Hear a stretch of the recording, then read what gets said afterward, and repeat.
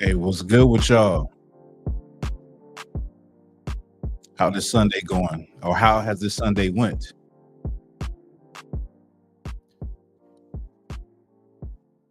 About to get started.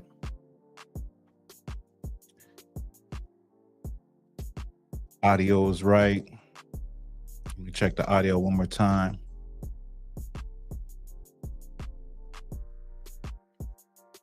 Yeah, we in there. Hey, what's good with y'all, man? It's the Thawahgabar for Black Authentic Truth. I'm back. Sunday, this is the day. This is my day. I want to start going earlier. And believe it or not, I want to start I want to try to probably go in the early morning time, go live then, do this show that I've been doing. This episode, we on episode 25, right? And I got a whole bunch of stuff lined up. I don't have traditional Black Authentic Truth stories, but I do have story time. I do have some narratives from our ancestors in the time after slavery, right? So first, I want to start off with just talking about. Let me see real quick. Yes, everything. Black Rain 303, man. Everything is well. Listen, I can't complain. I'm just thankful to be able to, you know, I don't want to sound cliche, but I'm thankful to wake up in the morning, have my health, and the basic things are the most important things. So everything is well, and I hope, likewise to you, Black Rain 303. Good looking out, right? So I wanted to talk about. Well, I've been talking about the missing sisters, right? Black women, sisters, and I just want to go over how I would do it. So when I see a post about a missing girl, a missing woman, I'm going to screen share real quick. Let me see. Maybe I can just pull a picture up. Let me see if I can pull a picture up. I'm gonna pull a picture up, and it's two examples. So one of them I haven't done. The other one I have done. So I'm gonna screen share. Let me get this one. And this one. Go back here. Let's screen share. Right, Black Rain. That's what's important. The basic things in life are what's important, and I want to touch on that. I'm trying to get there. I haven't really formulated the thought, but I do have a foundational basis on that whole thing about what's most important to you as a person. And this is not just for Black people, this would be for anybody. So the most important things is you want to have good health, you want to have assurance of food, clothing, and shelter. You want to watch your kids grow and be happy and play. And those are just the simple things of life, and we just get caught up in all of this rat race, which I call it's a rat race. Like, you got the hamster running the wheel, and we're caught up in this thing where we done lost the vision of what is actually important in life, especially in the poverty-stricken communities, Black and brown communities. We're looking more at what success looks like. We're worried more about what success looks like versus what you really need and what life is all about. But let me get to this, man. Cause see, I can really go off. I could just sidebar for days and find my way back to the original topic. So let me get this. I'm gonna pull up two examples. Screen share. Let me how you screen share. Right. Want the window. Okay. Share this one. Let's see what it look like. Okay, that's good. So see with this one right here, and before I go any further, make sure you like and share my video, please. I'm just asking you. I'm asking you humbly, brothers and sisters that tap in, share my video, like it. It helps me out. And if it's something you gain from it or something that inspires you, you know what I mean, show your boy some real black authentic love back. But without further ado, this sister, this young sister right here. Now, in the original post on Facebook, it didn't have a name. Okay. So I went into the comments and just scrolled down the comments like people like to scroll down the comments on videos to find juicy comments and see what they're looking for. Well, I found where it said that she had been found. She was missing, but she had been found. Okay. That's one example. Now let me pull up this one. How can I? Thought I might have been able to switch it, but I can't.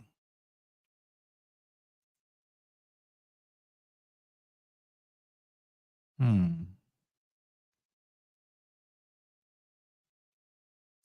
All right. I'll just remove this and then I'll reshare the other one. So this is the other example. Now, this one I have not actually looked for it. I haven't even did it. So I want to do it and show you what I do before I like post it. So one of our brothers actually said this. He said, before you share uh a missing post, a missing person post, what you want to do is like make sure do your due diligence and just see if they've been found, because a lot of times they've been found, you know, and people don't take the post down, unfortunately. But if you go into the comments, you'll see they'll say, oh, thank you, thank everybody for their prayers, thank everybody, and he's been found or she's been found, they came back home. So let me get this one.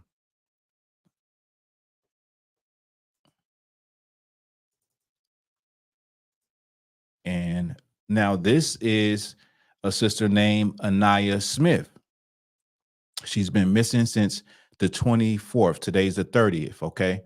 Um, and so I didn't even look into it. I did it just for this live. I did it because I wanted to show people how I go about, you know, just checking on it. So in real time, I'm about to do a little research so y'all can see. So Anaya Smith, right? She's missing. Let me see. It says, if you have seen or heard from Anaya Smith, please reach out to Demisha Smith, her mother, and it has the information or whatnot. So let me see. What I'm going to do is I'm going to go, and you know, I'm not no investigator. I'm just going to go to Google, type in her name. Let me see.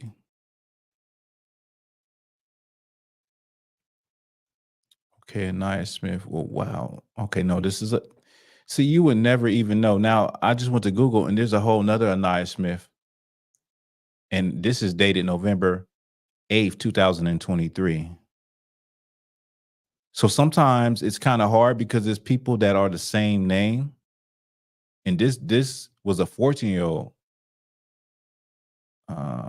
And I feel as though from just reading, she has not been found since 2003. So I don't actually see anything on there. So I will go back. I don't see nothing on Google. And there's not enough information to say it says Anaya Smith, but it doesn't say, or maybe, okay, let's do this. Be investigator. Let me go back. What area code is that, y'all? 832. Okay, let me see. Maybe I can put that in and maybe that can help me on my search. Well, let me share this real quick so y'all can see what I'm doing. So I'm going to stop this and I'm gonna share. I want to share this screen. What was it? It was 82. Share this screen. Okay. And let's get, it was 823 area code. So what I'm going to do is,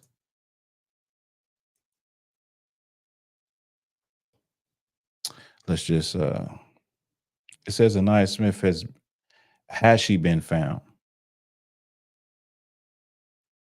Anaya Smith found. Okay. Okay. So let's get 823. I want to get, because all the information is about the 14-year-old Anaya Smith. So it's Houston. Okay. In Houston. Let's see.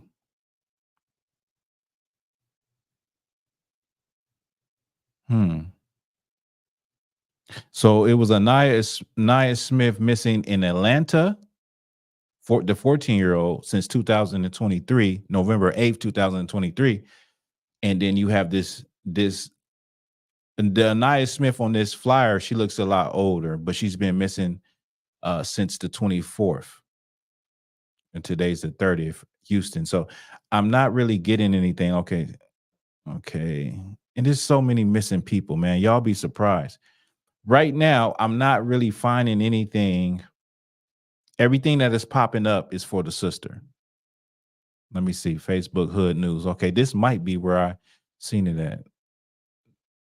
No. Anaya Nari Jackson. This is a whole nother sister.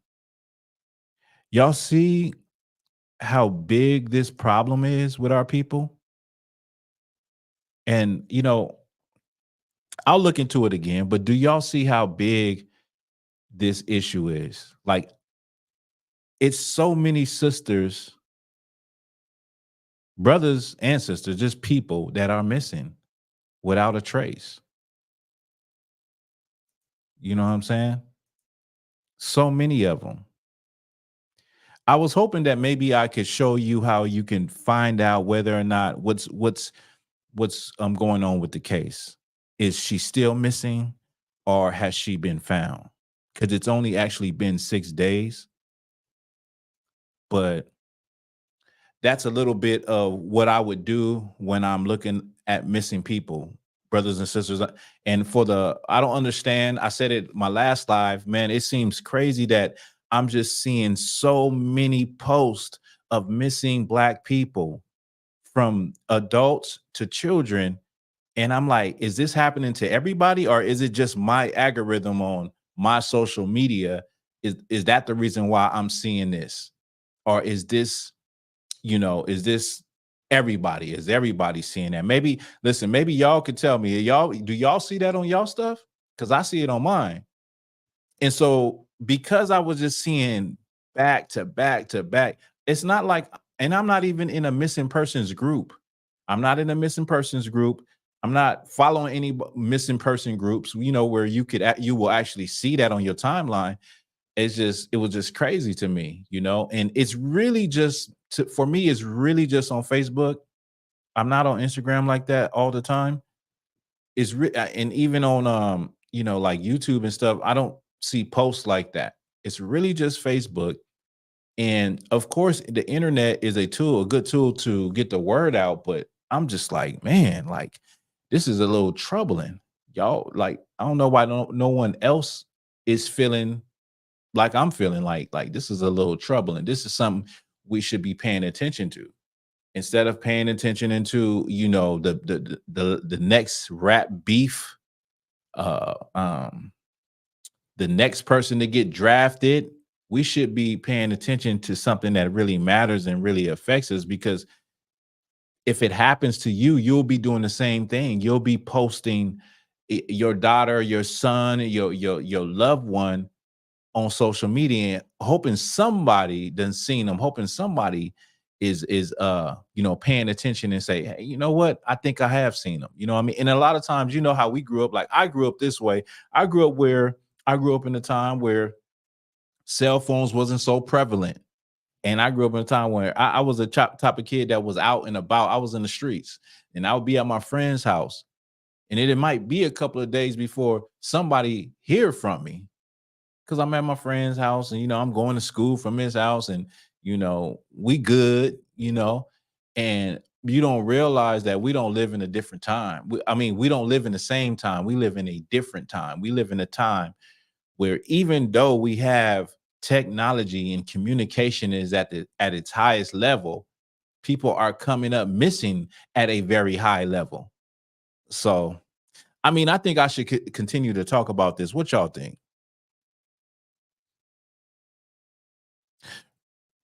Right, Black Rain. You said it's happening. You see it. I know I'm not crazy.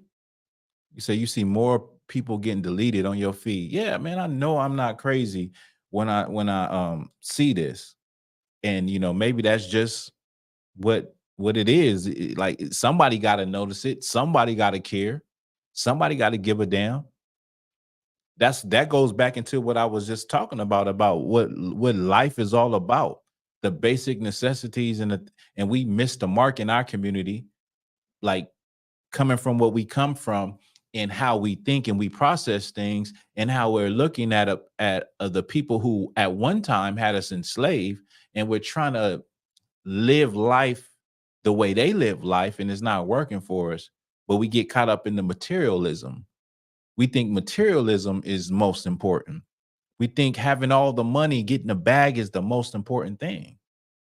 And so we miss out on the basic things that are just the things everybody wants, but everybody don't know they want them because we're blinded by the lifestyle of go, go, go. You gotta go, go, go. You gotta move, move, move. This this society is in a hurry to get, go, go, go. And still it's losing all of its morality, and it's losing the basic foundations of what life is all about, because everybody is caught up in technology. They caught up in what things look like, especially in the Black community. We're caught up in what things look like, not what they're supposed to be like. So although you may have all the flashy things and the nice shoes and the purses and all of that stuff, you're a horrible human being. Your children are horrible. You can't fix your marriage. You can't keep a relationship. You can't keep a man. You can't, you know what I'm saying? Like we're caught up in the wrong thing. We're focused on the wrong thing to a degree. It's not our fault, but it is our fault because it's no excuse when you have people living in this day that still get it, that still understand. You go to a third world country, they have a better quality of life than us. Like we're like as black people, brown people, we're spoiled. We're spoiled in America. We take for granted things that we have that they don't have the access to in other countries, but their quality of life is better than the life that we have. Their family life is better than the life we have. It's more robust, it's stronger. You know what I'm saying? It's more traditional. Don't nobody like that word. It's traditional, you know? When it comes to raising children, raising good human beings, decent human beings, in a lot of these third world countries, they are above America. Like a lot of times, like listen, for case in point, y'all people be looking at those videos with those East Indians where they be on the street vendors, they be like, they be putting stuff in their armpits, rolling up stuff in their hand, rolling stuff up with their feet, throwing it in the grease, frying it, selling food. Right? You look at that like, oh my, what the heck? I will not, bruh. I would die if I had to eat out there the way they cooking that food. They don't get a grade F, they get a grade Z. It's like, what y'all call that quality eating? You know what I'm saying? But we look at that, but East Indian people are their people are their children are excelling when they come to America above everybody.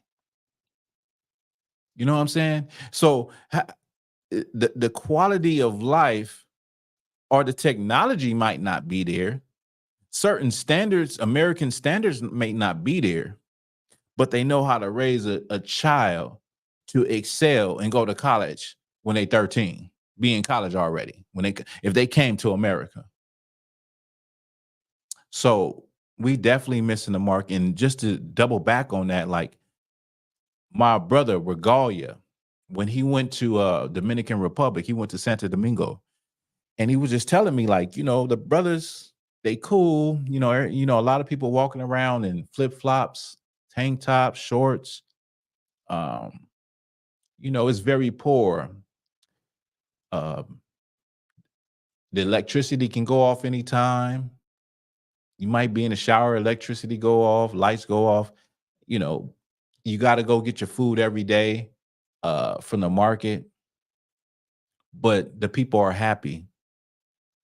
The people are happy. The quality of life is, as far as the people, is higher than a place like America, where we have all the technology at our fingertips. We have a lot of things that we don't see. We don't, it's right in our face and we don't see. Case in point, like, like one of my hobbies is I have a drone, and, I started doing camera. I started getting into cameras, taking pictures and things like that, but more like cinematography. Like a lot of people ask me about my live videos. They ask me about my live videos when I do class. I'm in the ISUPK, so I do classes on a day, every week. And then here with Black Authentic Truth, I use the same technology. Well, I had to learn what I had to use and how to get the professional look. And I wanted to know these things. But I imagine if I was in a third world country, it would, I could learn it, but it will be so hard for me to attain it, to actually get the drone, to actually get the cameras and the lenses and the tripods, to actually do it. So what happens with people like that? They use a phone. They improvise. But the point is that we have all of these things at our disposal, and we're not really taking advantage of it like people that from third world countries. Black Rain 303, that's true. They are, let me put this up here. They are more together than Americans, and happier with less. With less. Okay? With less. Those people in those other countries are happier with less than we are. They satisfied. They're content. They're not thinking like, oh, I want the next BMW, the next Mercedes, the next Rolls Royce, the next iPhone. Oh man, I'm trying to get these new Jordans that's coming out. They're not thinking like these people wearing sandals. They're not thinking like how we're thinking. Their quality of life, they're happier with less. Now, let's just rewind the tape in America. Black people, your ancestors were happier with less. Your ancestors had better families with less. Black men and black women stuck together their whole life with less. And this is during the time of slavery, with less, under the foot of your oppressor. So what happened? Our people got gamed up. Our people got gamed up, especially black women. Black women love to be gamed up. Black women love to be gamed up and told a story. You love something juicy and something. Now, that's black people in general. We love to be gamed up. whether it's feminism, whether it's integration, whether it's voting, whether it's abortion, whatever the case may, whatever is the new thing that your oppressor says, this is it, and it starts a trend, Black people will follow in droves. Oh, I left out alternative lifestyles. I left that out. But we as a people as a whole, we like to be gamed up. We love to be gamed up and told a story. But the reality is that your forefathers, your ancestors got along better with less, produced better families than Caucasian families in the 1920s to the 1960s with less. Stayed together in two-parent households with less than what we got today. We have more opportunity to make money, more earning power, and the nucleus, the foundation of our existence, which is the Black family, is destroyed. Absolutely destroyed, in shambles. That's what happened. And right, Black Rain. Listen, Black Rain, man, you just made me go on a whole nother. I just sidebarred, but I think that was a good thing to say. I think that needed to come out. That had to come out. You know what I'm saying? But yeah, with the missing Black girl. So what I want to talk about right now is Black on Black crime. Black on Black crime. What do they say about Black on Black crime? I got 6 people in here. Yo, comment. Tell me what do they say about Black on Black? What are some of the things they do when it comes to Black on Black crime? I know it's a negative stereotype when it comes to Black on Black crime. I give it a second and let somebody want to comment, somebody want to chime in, and then I'll go in on it. Okay. I'll go in on that whole on Black crime, because that's always in the forefront today. It's always in the forefront of the discussion about Black issues and problems. And that's how I started Black Authentic Truth. Black Authentic Truth really, really was about Black history, talking about Black history that isn't talked about, talking about Black people in history that are forgotten about.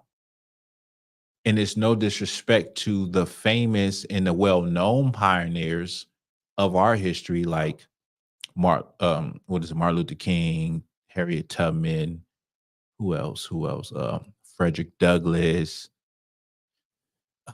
I'm sorry. I'm forgetting. Oh, Carter G. Woodson.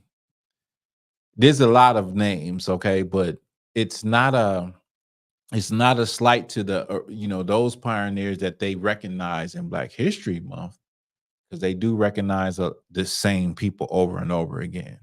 And there's certain people in Black history that they refuse to recognize, or they won't recognize because it doesn't fit the narrative.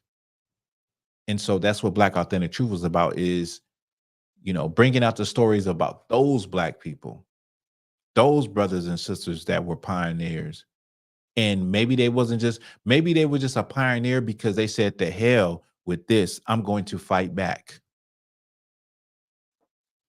I still decided that that's what I want to do. I want to bring out those stories, but it's also about it's about the past, the present, and the future. Okay. But right now in the present, and going back to probably what I will say the 80s, it's been the stereotype, the media stereotype of Black on Black crime. Black on Black crime. Okay. What's the first thing they say? The first thing they say when a Black person is talking about the fact that brothers get unalived by Caucasian law enforcement at a higher rate than anybody else. They'll say, well, what about black on black crime? Yeah, that's true, but what about black on black crime? That is how can I say, that is the way for them to escape accountability for what is right in their face. Everybody defaults to what about black on black crime? Now, when you look at the history of black on black crime, and let's just look at it like this. There's always been black on black crime. There's always been black on black crime. It's not so much about the crime that black people do towards one another. It's more about the phrase, okay? It's more about how they have turned that phrase into a ooh moment. It's a moment of ooh, like what are we gonna do about that? That's horrible. That needs to be fixed. So they have stereotyped something that every race does. You've never heard, one second. You've never ever heard people say white on white crime. You never ever heard people say Mexican on Mexican crime, Asian on Asian crime. You just never heard it. It has never been in the vocabulary of this society ever. But by statistical fact, people are more likely to hurt or do a crime to someone that they live in close proximity to. That's just natural. That's normal. If I was to do a crime, being that I live in a black and brown community, if I was to do a crime, it would be against somebody that's black or brown, period. It is no way around it unless I go to the nice area where all the Caucasian folk live and decide to do my crime and decide to do my crimes. They're like, no, I want to go there in the hills where, all of those Rolls Royces are and, the gated communities. That's the only way. But naturally, people that do crime, usually they doing it against someone that looks like them. Okay. So it's something that's natural. This is the thing, because this has always been a defense mechanism to Caucasian law enforcement unaliving black people. They said, what about black on black crime? Here's the thing. I want y'all to truly understand this. And this is for like a lot of my brothers and sisters understand this, but this is for my audience in Black Authentic Truth, right? This is something you probably never even heard before. Now, when a people does things to one another within that race or that group, it is a crime, but it's an internal family issue. It's a family issue. It's something that's internal that they can work out, just like black on black crime. But when another race does something to a people, that carries a lot more weight. It's an act of war. And then you throw in the history between black people and Caucasian people in America. You cannot get away from it. You can't get away from it. Let me just put this right here, because it says that's true. They are more happier than Americans are. Oh, I'm sorry. This is what I want. Good looking out to you, Black Rain 303. I appreciate that. Super sticker. You know what I'm saying? When people, like, when you look at these group, when you look at people, or let's just take the Palestinians. Everybody know what's going on with the Palestinians. It's been going on for forever, since 1948, when the Jewish people came and took land and kept taking land and kept gobbling up land. and they've been at war for a long time. But let's just say this: when a missile strike from Israel into the Gaza Strip unalives people, do you think that the Palestinians look at one another and say, well, we have Palestinian on Palestinian crime. I mean, we can't be mad at that, what they're doing to us. No, they don't do that.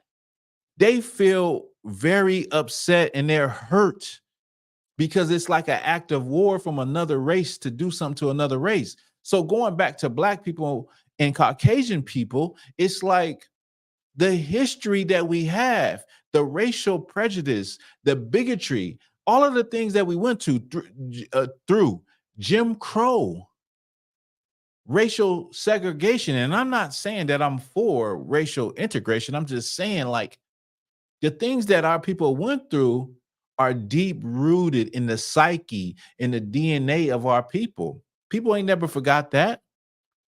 And then you have these new incidents. No one is going to feel like, that is in the past. People are going to rise up. They're going to protest because there is a psychological thing in the background that's still working, that's eating at Black people. So you do something from another race does something to you, it's totally different when you it's totally different from when you do something to yourself, meaning you do some Black on Black crime. But they use that as a scapegoat or a way to escape accountability for what they do to Black people. Nobody ever talks about all of the crime that Caucasians do to one another. It's not posted in the news outlets. You know what's posted in the news outlets? Palestinians and Black on Black crime. Oh, this many people were shot in Chirac over the weekend. That is what you get. You don't get all of the trailer park unalivings, right? You don't get all of the postal unalivings.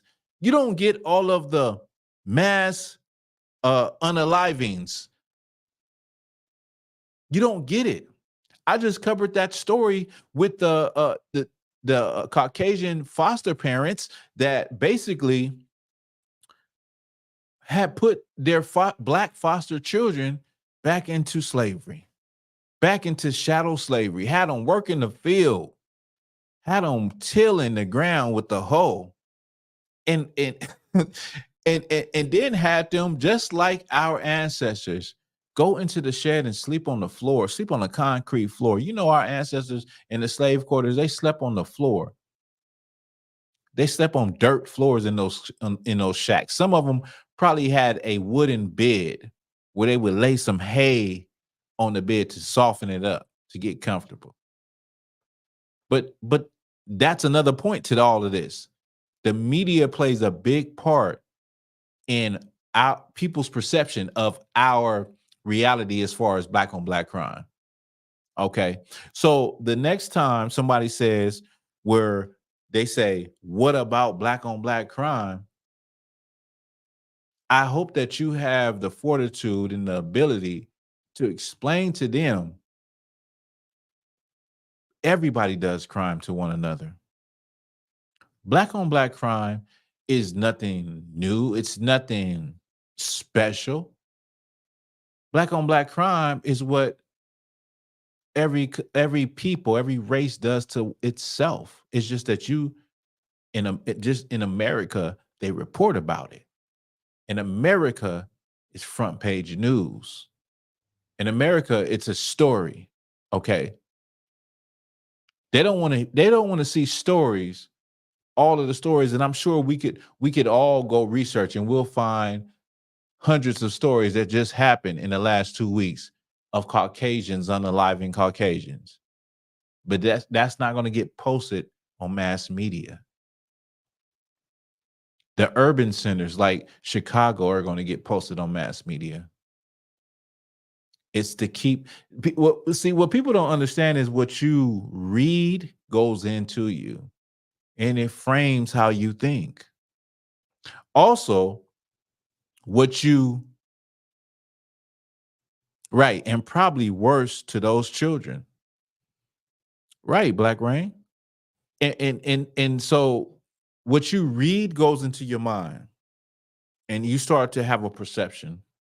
Also, the images that you see go into your mind and they will embed that perception into your head. And so, like, these are the tools that this culture uses to program our people and program people in general that we are the big boogeyman because of black on black crime. Well, and let me just say this. When you talk about black on black crime from the 80s, from the 80s, that's when you start to see more, a lot of crimes, especially over turf and over drugs and guns being used in that. Where do those drugs come from? Were black people in the late 70s, 60s, early 60s, I'm sorry, late 70s, early 80s, were black people able to go and get drugs? Were black people able to get guns? And like, where are all of these guns coming from that end up in the inner city? These brothers be having guns that they can't even legally sell in gun stores. Where are they coming from? Where are these drugs coming from if black people are not owning any planes or boats?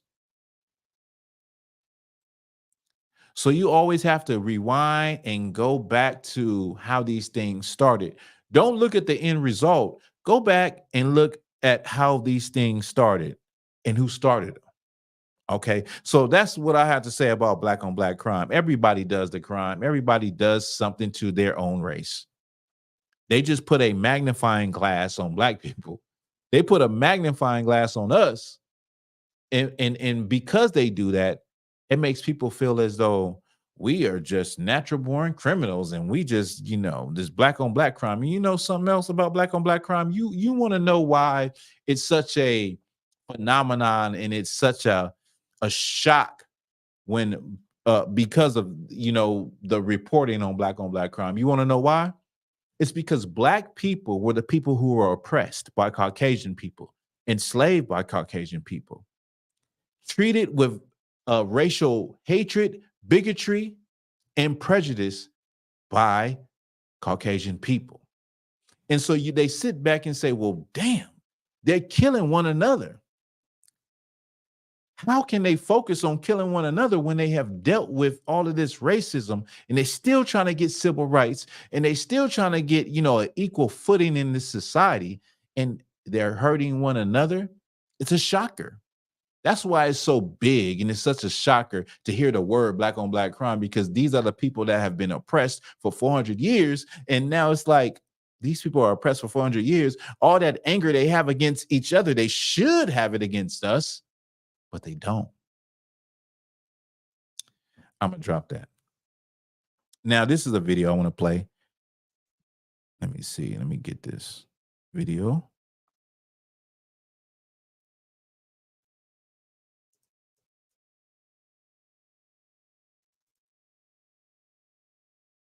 Life, you give your loyalty to a. Let me see. 1 second.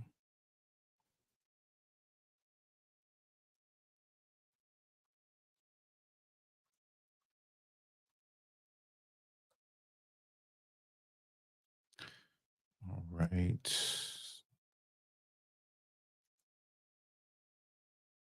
I think that's not supposed to be. Now, this is Bang 'em Up Smurf. Now, Smurf, he ran with 50 Cent during the days of G Unit. He's a street dude. He basically was like G Unit's security. He also rapped. He caught a couple of cases, and then he got deported to Trinidad, similar to kind of like Shine. If y'all remember Shine, with P. Diddy got deported after that case of serving time and shooting in the club. Well, this brother He was a shooter. He was a gunner. He was with all of the BS in the streets. He was ready for war, and he did that thing with with the idea that he was doing it for the people who love him, and that's where his loyalty stood with 50 Cent, with G Unit, with his family and whatnot. But this is what he had to say. Okay. You can learn from my life. You give your loyalty to a whole bunch of niggas, your family, and still get the bad end of the stick, you right? You dig? I nigga, I'm out there busting my gun, going crazy. You dig? That ain't the life to live, my nigga. Nigga, ain't no loyalty in this shit. These niggas don't give a fuck about us. The streets don't give a fuck about us, bro. That's why I tell the youths, man, get money and take care of our family, bro. Fuck all that bullshit, man. You can. So you heard what he said. You can look at all the things that he did, all popping his gun and putting in work, but it's not no loyalty in that. All the stuff he did for his family, all the things he did for brothers in the streets, don't nobody give a damn. Did nobody stand behind him? Wasn't nobody rocking with him? Nobody was writing him. And I'm not saying that's what he said. I'm just saying that's how it goes, right? 50 Cent ain't put no money in his account when he got big, you know what I mean? That's just how it goes. And he said the most important thing is take care of your business, take care of your family.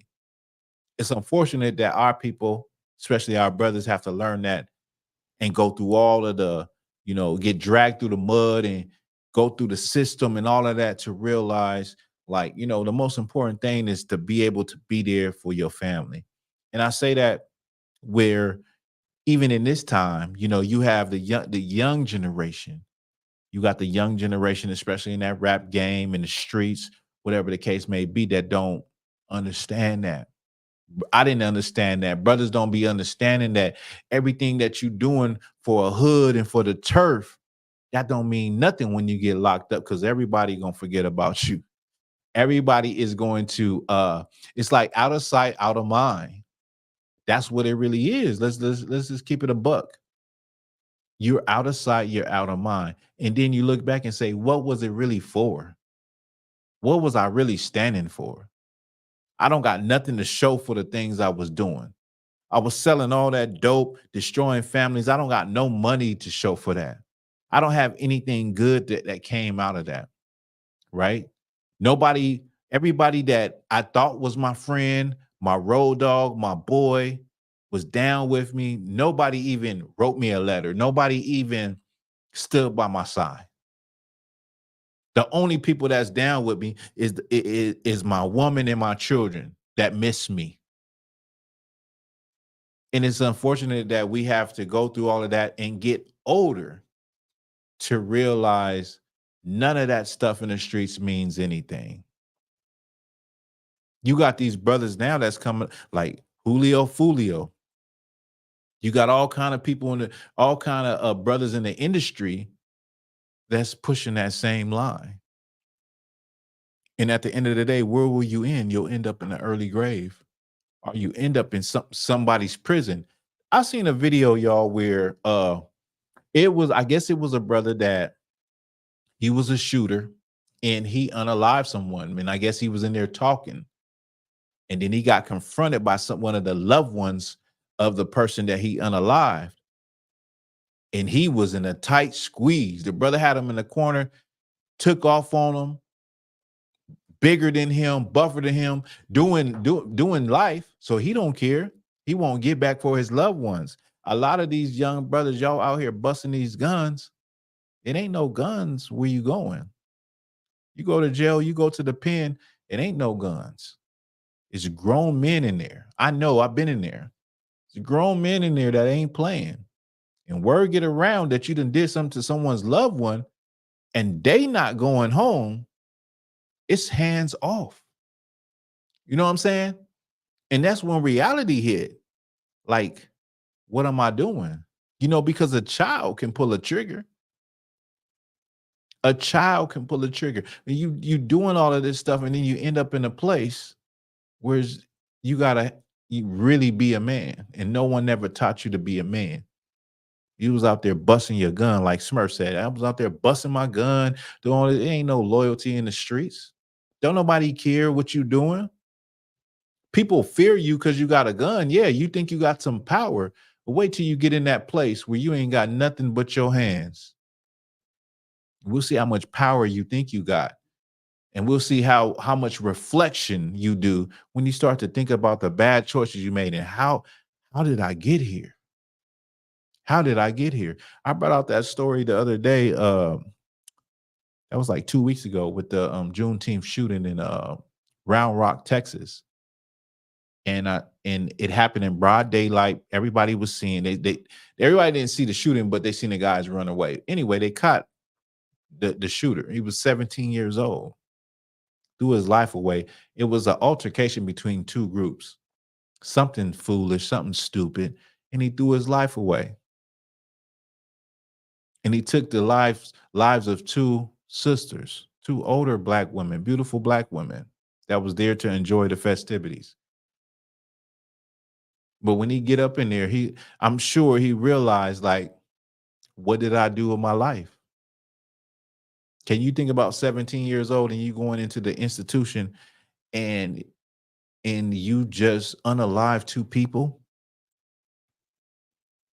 You probably questioning, like, what is life about? What did I do with my life? I hope a brother or sister hears this and gets this message. You know what I'm saying? Right. You know, all they do is eat and live. All you doing let me tell you, when I was in there, all I was doing was eating and doing, I wasn't on the yard yet, but all I was doing was doing push-ups. And I look like a what is it? I look like a running back when I got out. Everybody's looking. You don't even realize that you look how you look because it ain't no mirrors in there like that. The mirrors are there, but they all blurry. So you don't really realize, and you're in your own body. So you don't see yourself growing and growing, coming off of the street, smoking weed every day and all sucked up and skinny to eating and doing push-ups. And you come out and you look like a pit bull. And you don't even understand why people are looking at you that way. You know what I'm saying? But the point is that, man, there is no loyalty. There is no meaning in that street life. It's just unfortunate that with our people, with our brothers, that you have to learn after something bad happens or if you do a bid and then you learn it.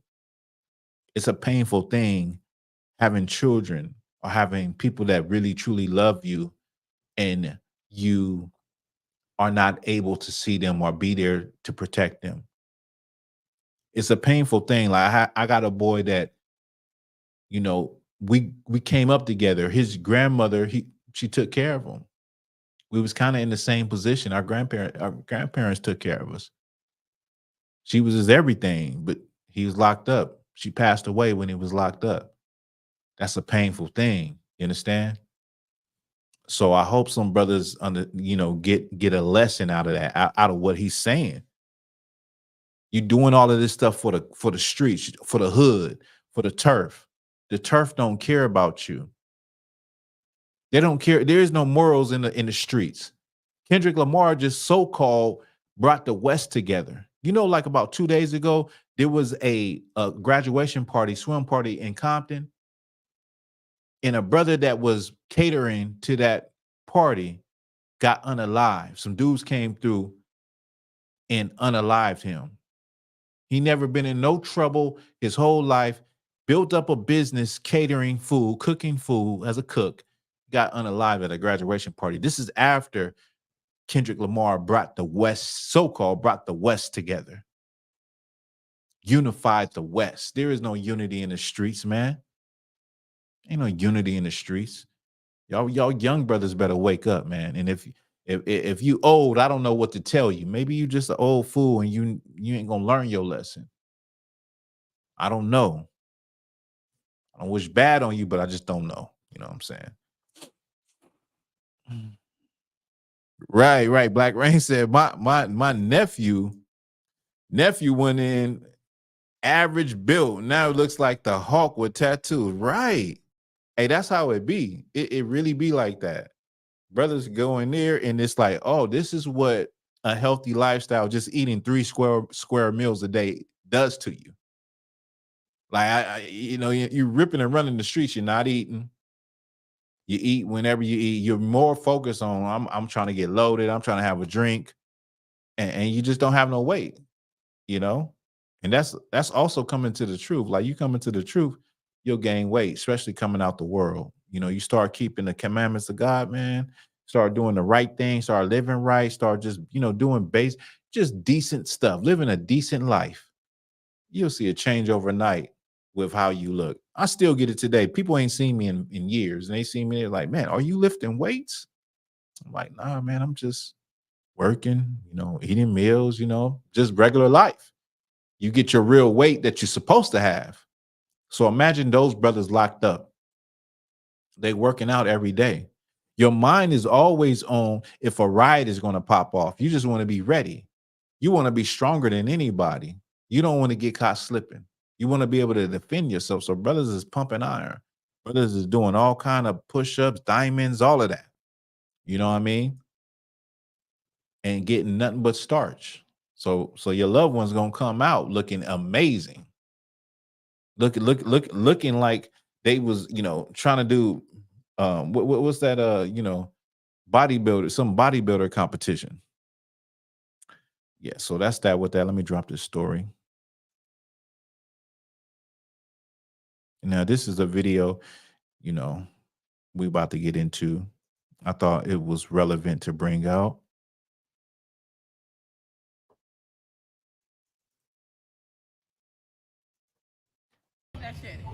Do y'all know who the fuck this is? Who the fuck is this dude? Where the fuck this is? He done followed us to the motherfucking liquor store and he done followed us home. Y'all better come and get y'all people or this bitch gonna be dead. I'm not playing with him. He look dirty like he been outside and shit. Like dead ass. What you wanna do? And he laughing and smiling and what shit. What you wanna like, do? And now you wanna come on. Come on. I'm not playing with you. Look at this dude. He followed us all the way from Star Street. Shit. What's up? From Griswold to Star Street to Star Street back here to Fremont. What's your problem? You know her? Where you know me from? How you know me? You don't know? You don't know how you know me, but you know me? You know her? He know both of us. So why you following us? Why you following us though? Why you following us? Hello? You don't know how to talk, but you can smoke dope and all that, but you don't know how to talk. Bro, you know him from somewhere. I don't know this nigga, but you gotta know this nigga from somewhere. Hold on. I'ma hit you in your shit. Bitch, I'm not playing with you. Get the fuck away from my crib. Get the fuck away from my crib, bro. I'm not playing with you. Bro, who the fuck is this nigga, bro? Because I swear to God, we finna go on this nigga. Whoever the fuck family, whoever the fuck nigga, he followed us. I don't give a damn. I will lay your ass we finna get on his ass. I ain't even gonna cap. Bitch, I'm gonna beat your ass to death if you don't get the fuck away from my crib, bro. I'm not playing with you, bro. I'm not. Babe, let's go. I'm not playing with you. Bro, watch this. No. This nigga finna keep following us. I'm not playing with you, bro. He followed us all the way here, bro. We not finna play with this dude. Whoever family this is, y'all better get y'all cousin, brother. Bro, stop. So, as y'all can see, this is a brother. Apparently, he followed behind these sisters coming from the store. These sisters are obviously unstable, but I'm gonna get to that. It's something about street smarts. It's something that I know that just through a camera lens, through a video, I'm looking, I can tell that something is wrong with this brother, that he not all mentally there. By looking at him and just looking how he's interacting, I can tell that something is wrong with him. I got enough sense to understand, like, that brother is not all there. Like, that sister, she not all there. Just looking at his mannerisms and how he moving, I understand that. And then how he's dressed, I understand. Like, and they can't understand that. They don't even see that something is off with this brother. They treating it as he's a regular guy that has followed them, right? They're treating him like he's He's in his right mind. He's a regular dude that's been following him. You look at him, one of his shoes is literally opening up.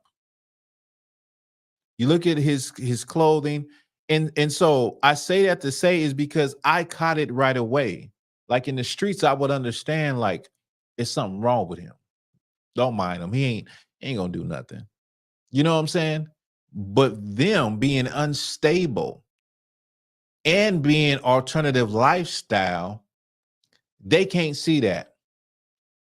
And they are howling. Well, one of them is howling like a damn hyena of what she gonna do. She seems more unstable than him.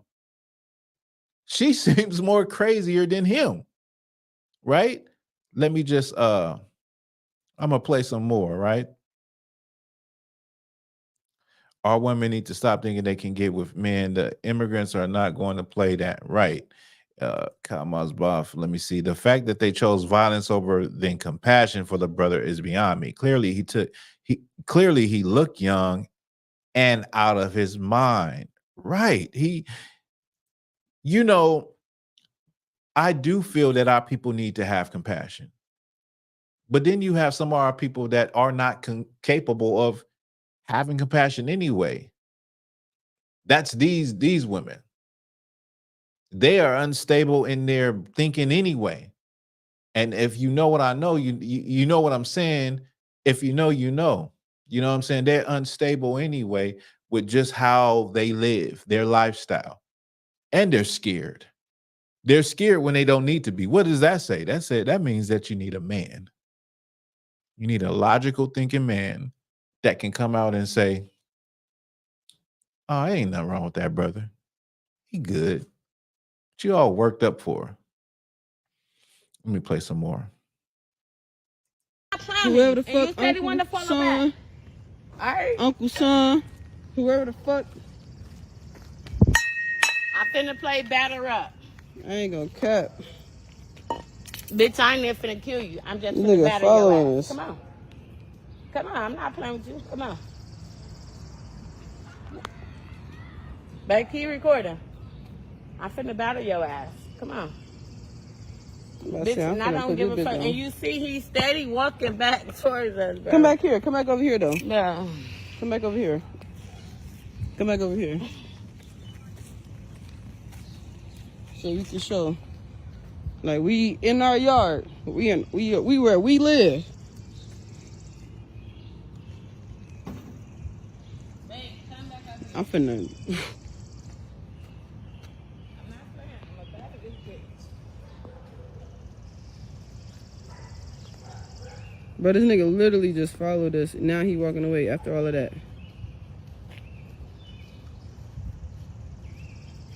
So now you see the brother walking away. Let me pull this up real quick. Bulls fan, they should have been paying more attention. If it were me and not carrying food, I would have walked a few extra blocks. Ain't no need for him to know where I live. Now, Bulls fan, you rock with me, you know, and I mess with you because you rock with me. The thing is, though, Bulls fan, is that it's obvious that this brother is not in his right mind. Anybody that want to know where you live is not going to make it obvious. Anybody that is trying to let's just say they want to break in your house or they want to do some sexual deviant stuff to a woman they seen go to that house, they're not going to make it obvious, at least not in daytime. And what I was trying to explain is that when I look at this brother, I can see that something is wrong with him, like mentally. Now, I could see that. I knew it wasn't right. So when I went into the comments, there was a person, the first comment says, you need to take this down. This brother is he got Mickey'd, meaning somebody gave him something to smoke and it messed his head up. And they said he doesn't do, he doesn't cause any harm. And all he does is like to, try to be friends with people, but he means no harm. And they're glad that they didn't beat him down. And it's just mental illness. But I could see that just being a lot of people don't look at me like I'm a street dude, and I'm not a street dude. I'm from Southern California. I grew up around nothing but Crips and Bloods, but my energy, the way I talk, it's not that. But I know I know the streets. You know what I'm saying? And I can look at somebody and say, well, he's not in his right mind. Don't mean I'm gonna trust you, but I can see like if you in your right mind. The way they was talking to him and he's still like smiling and moving around, that brother wasn't in his right mind. There's obviously something wrong with that brother. And so I understand I don't want nobody to follow me home and see where I live. But on the same token, I can also recognize when somebody ain't all there and it's not really a threat. You know what I mean, brother? So, okay, you say you can see you don't like people knowing where you live. I get you. You know what I'm saying? But at the end of the day, what we're dealing with is we're dealing with two women that are in a relationship that are hyper emotional and reacting in a way that, let's just say she would have started beating him with the bat. Would he have been in jail? She would have been in jail. And so there is, even if law enforcement came and they said, what happened? He didn't do nothing. He was just walking, standing there looking crazy. And so that goes back to a man understanding like he ain't no threat. Still standing there and watching him walk away, but understanding like he's not finna do nothing. You know what I'm saying? Because at the same time, they went on, they was like saying, if this your relative, you need to come and get him.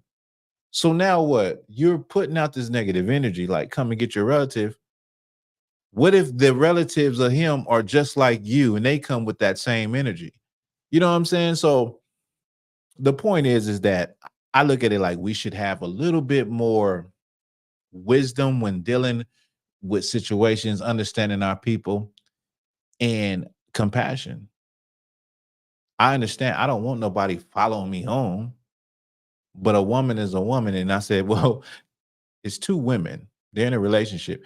If it was a man in that situation, he could have probably handled it like we as men, we probably would have caught on a lot earlier and confronted the situation a lot earlier and not even allowed him to follow us. Said, wait, bro, what's good? What's up, bro? You want something? You looking for something? A lot of times, just something simple like that could change the whole trajectory of a situation coming from a man. Instead of just, oh, I'm finna get the bat and I'm finna chase you down the street. You don't have to do all of that as a man. You know what I'm saying? If you come direct, you don't have to do none of that. But yeah, I just feel like they should have, I can't say what they should have did because they are who they are and they reacted how they reacted. But I do understand why they reacted like that. They were both scared because they're both women.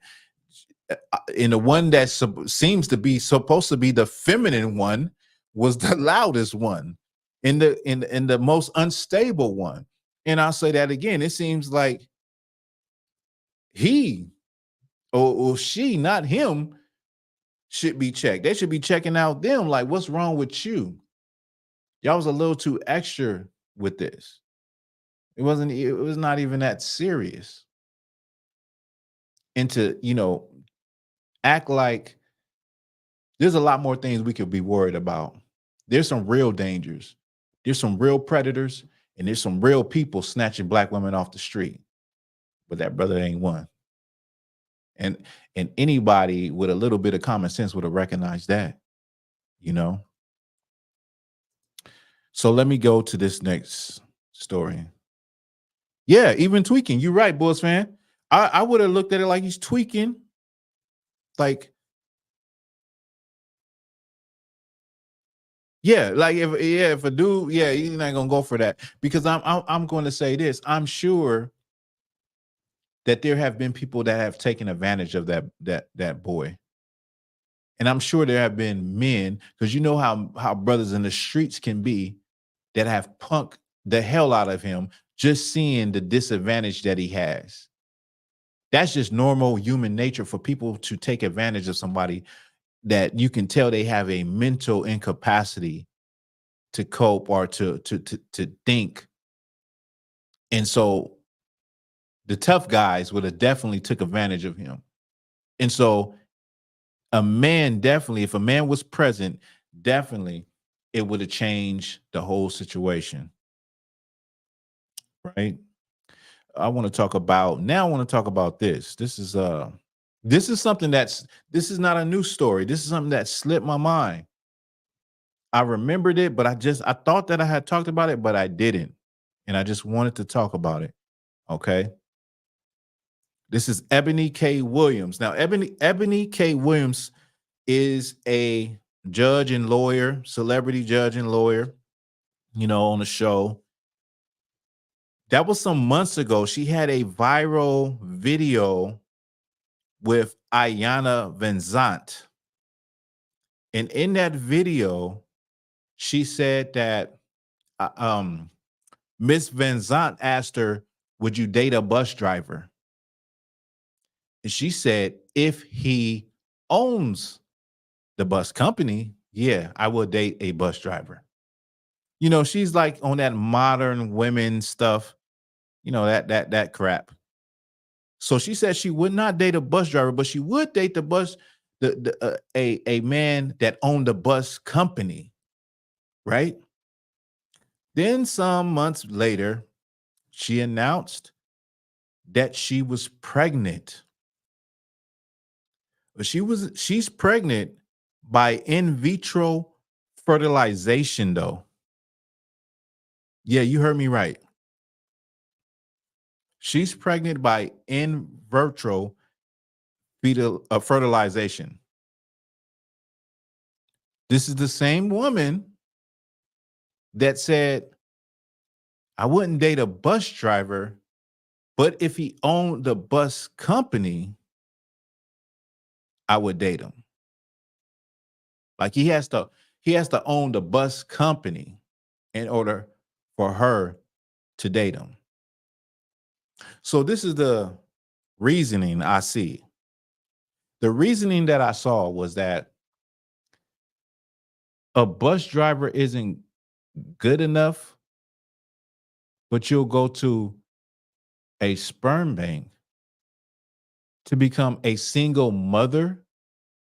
Like you'll go to a sperm bank to get pregnant, to have a child, and it's just going to be you and the child. But a bus driver isn't good enough. Like a regular, you don't want a man in the home to help you raise that child. You would rather raise the child by yourself. Now, let's just say, okay, she is pregnant. What if that child is born with a physical disability? What if that child is born with a mental disability? What if that child is born just pure disabled, where now this child needs 24-hour care? I'm not wishing that on her. I'm just saying, think about it though. This is a woman that is well off. This is a multimillionaire that she has the modern woman frame of thought. She would not date a bus driver. From what I heard, bus drivers have pretty good benefits, make pretty good money, like a bus driver. She would not date him. She would date a man that owns the bus company, but not the bus driver. So you decided that you would rather be a single mother than to have a actual man, whether he was a bus driver, he worked for the trash company, whatever. You would rather have that. You would rather be a single mother. Now, let's just say this. The baby is healthy. The baby or the child or the teenager, when they get to a certain age, they want to know. You start itching, like, who's my father? That's natural. It would be a natural thing. Where's my father? Who's my father? What was my father like? I wonder, do my father have the same color eyes as me? I wonder, how does my father walk? I wonder what my father's favorite color is. White supremacy did a number not just on our people, but on our women, on Black women. It has did a number for them to think that it's okay to start a family when you would probably have men lining up to be with you or to date she would definitely have men lining up to date her, to get to know her, potentially to become her husband and then to have children. But she is so gamed up with white supremacy that she thinks it's best and it's a dream come true to go through in vitro fertilization and become basically a single mother. And somebody like her that's supposed to be smart because she's a lawyer and she's a judge, it just shows you that when you move off of emotions and how you feel and what makes you happy, you can make dumb decisions. It's like going to school. Everybody that goes to school is not smart. When it comes to going to school and getting a degree and whatever the case may be, the smartest people are the people that get A's, are the people that turn in all their work. They're not the smartest people in the class, the students. A lot of times the smartest students are the students that's not turning in their work. They getting C's. They got a C average, but they're smart, they're intelligent, they're sharp, but they're just not turning in all the assignments. You get what I'm saying? So that doesn't mean you're smart because you got a high GPA or you graduated college. It doesn't mean you're smart. And right here, just because you're a lawyer and you're a judge doesn't mean that you can make smart decisions for your personal life. Because why would you do that knowing the statistics show that a two-parent household is far better than a single parent household.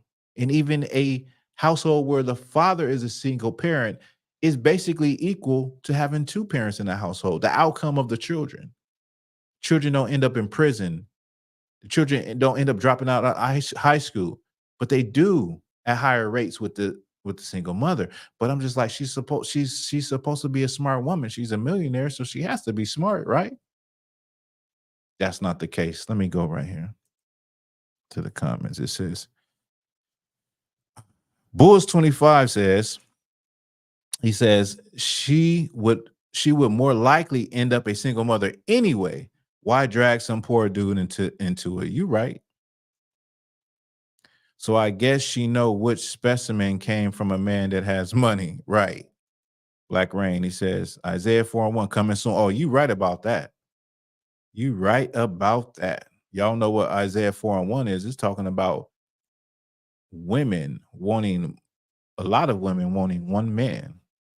Karma would be like her child grows up to be a bus driver having trouble finding oh my goodness. That is crazy. That's funny. Karma would be like her child. Hey, that would be crazy. That would be that's like that's a like what is it? Keenen Ivory Wayne's on that. I don't know, what is that from? Where he's in the window like message. That's a message. You know what I'm saying? That would be a message if that was to happen. Yes. Our sisters have the most childish and simple way of thinking. She is going to die a lonely $1 million single mother. Whoa. Crazy. Black Rain, LOL. Right. That's crazy. But yeah, man. And y'all know I don't even be really getting into the relationship thing. I mean, I could really go hard into that. I mean, that is the basis and the foundation of where we at in our Black community. This story I had to get because I'm like, damn, you telling me there wasn't you would rather be a single mother than have a bus driver husband? Like you would rather opt out and do that alone? Like, what are we coming to? What are we coming to? Like I was gonna say again, white supremacy has conditioned our people, our women, to think that being a single mother is better than having a man in the house. That's crazy. That is crazy. And it goes back to the finances. It goes back to, we believe like the finances is what saves us. What's going to make our lives perfect. If we just get that bag, we just get that money. But that doesn't guarantee anything. There's so many people that are millionaires. Listen, there's people that are millionaires that their children turn out horrible. Their children turn out to be, unalivers. Their children turn out to be go the opposite direction of what they wanted their child to do. They go do their thing and they didn't learn anything. You know what I'm saying? Like money does not promise that type of success. It doesn't. And so like I said, I don't wish nothing negative on her because she is my people. But I'm just saying, what if the child comes out? There's so many things that could happen. Child could be born blind. She could have, complications. But really, it's about the child. The child could be born with a mental deficiency, a physical disability. Then what? Wouldn't you have wanted a man to be there to help you carry that load of raising a child that has these issues? And how would you feel if when the child gets of age and says, "Mom, where's my dad? Where my dad at? Like, I want my dad." A child is going to get, even us, brothers and sisters that grew up without their father in their life. You get to a point where you see your friends and they father, and you start to ponder and think about that thing. You start to wonder about that thing. You start to wonder about your father. Who your father? You start to, crave to have that type of relationship with a father. And her child is going to do that. It's inevitable. It's going to happen. It's going to happen. But yeah, man, that's it on that. That's it on Ebony K. Williams, Now I got a few stories, right? I got a few stories that I want to go into. This is something different. So I got 2 books I'm going to go into. These are narratives from our ancestors who were ex-slaves telling the story. They're very short but they're very strong and very to the point. Okay. And so I think I will start with, these are 3. Yes, I will start with this. This one is called The Bullwhip Days. Okay. It should focus on it. The Bullwhip Days. The Slaves Remember. Okay. Very cheap book you can get. Is filled with the experiences of our ancestors. Okay. And yes, this book it don't look this way because I've been using it a lot. It looks this way because I bought it used. So that's my advice to people that get books. Buy the book used. Save money. You know what I'm saying? You don't have to buy no book new, brand new. Let me get it right there. It said, what you say, Koma? She said, our people hate the natural way of life, not knowing the natural way is the easy way. That's so right. That's so true. That's very true. Now, I'll be on page 552, and I'm going to be reading first from Charles. Let me get this. See, when you go live, you got to. That's another thing. That's a pointer. When you go live, make sure your phone is on mute. Surprised I didn't get a call, right? So I'll be on page 452, okay? And this is Charles Anderson. He says, "Sister, I think this younger generation is gone totally. They ain't taught right in the home, and the teachers can't do a thing with them. If it wasn't for the prayers going up to the throne of grace from all of us old saints, what's got sense enough to trust in nothing else but Jesus, the whole business would be gone plumb right." He said if it wasn't for the older slaves who prayed about the condition of their people, the whole thing as far as their people, how they move and how they act would have gone, they would have been destroyed. He says, gone plumb to rack. Okay. He says they ain't even got sense enough to know that. These young folks' mind is on worldly goods and worldly pleasures. And there ain't nothing good in none of it. Just misery and woe to all it touches. That's the same thing today. Our people are very stuck on materialistic things, worldly pleasures, right? Now, we're talking about over 100 years ago that they're saying this. He says, and still they don't seem to see and don't want to see, and nobody got any sense can make them see. God help this generation is all that I can say. Now, this is Charles Anderson. He was an ex-slave, and this is what he said when he seen the younger generation. Similar to what you hear people say today when it comes to the younger generation. Okay. Now, this is another one by Absalom Jenkins. Absalom is a biblical name. It says, times have changed so much, it is like living in another world. Folks living in too much hurry. They get in too fast. They are restless. I see a heap of overbearing folks now. Times is good for me, but I see old folks need things.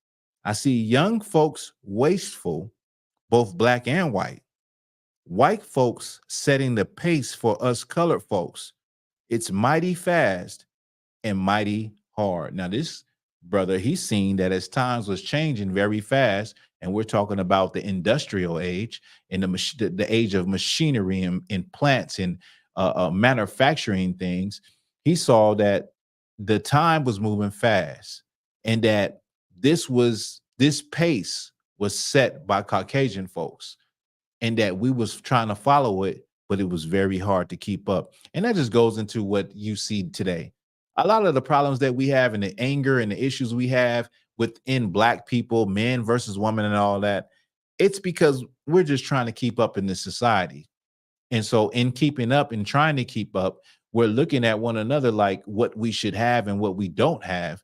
But it's a very, very hard thing to do when you're trying to follow another people. You're trying to follow another people and live the way they live. And it's not working for us. Okay, let me see. Thought I had a new comment, right? Now, this is another one. This is by Huda Williams. This is a sister. She says the young darkies these days say that they are modern, sass their mammies too.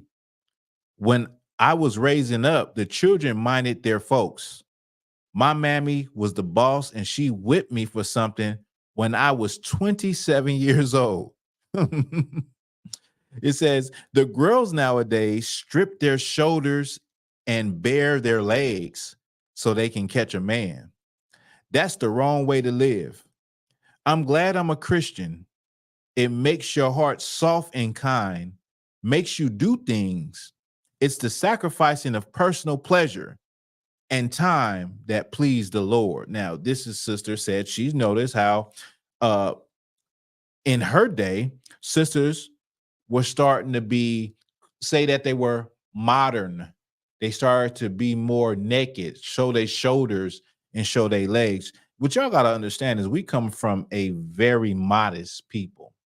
I know y'all understand that we came through the transatlantic slave trade from West Africa. And a lot of people, when you challenge them on the nakedness or the thottiness of women today, how half naked they are today, they say, well, we were all the way naked in Africa. No, we were not. There's select tribes that are all naked.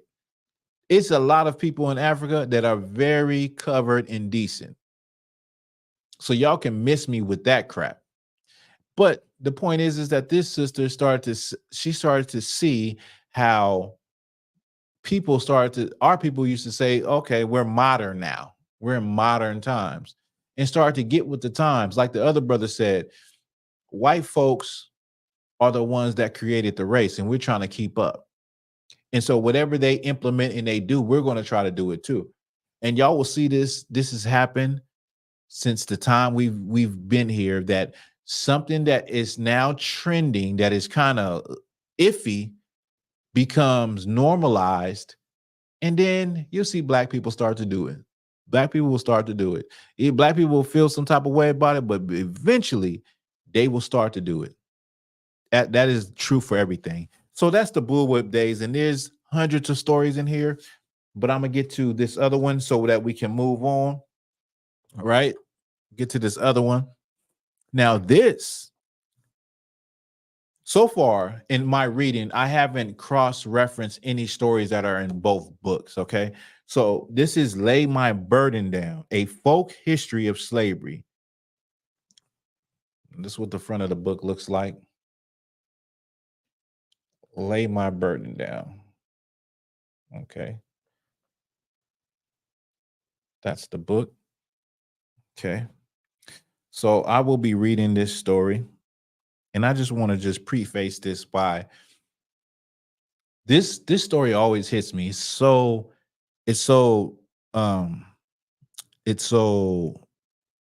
sad and poignant, and it's a strong story that it just hits me sometime, and to understand the spirit and the mind state of our people. So let me read it. This story, in this book, it's not saying the name of who gave the story, okay? It's called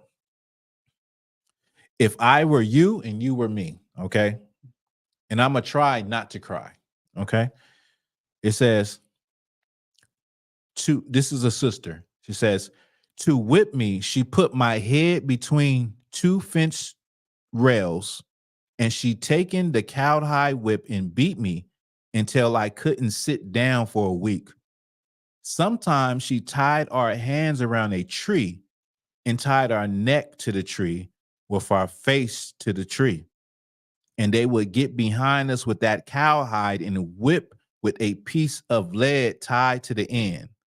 And Lord, have mercy, child, I shouted when I wasn't happy. Let me just go back to where she said they would tire.